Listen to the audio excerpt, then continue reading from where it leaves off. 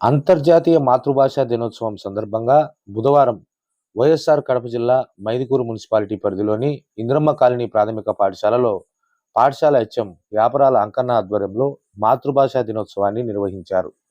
విద్యార్థులకు మాతృభాష ఆవశ్యకత గురించి తెలిపారు. కార్యక్రమంలో పాఠశాల ఉపాధ్యాయ బృందం పాల్గొన్నారు. సహాయాన్ని వీడియోలను లైక్ చేయండి, ఛానల్ని సబ్స్క్రైబ్ చేయండి.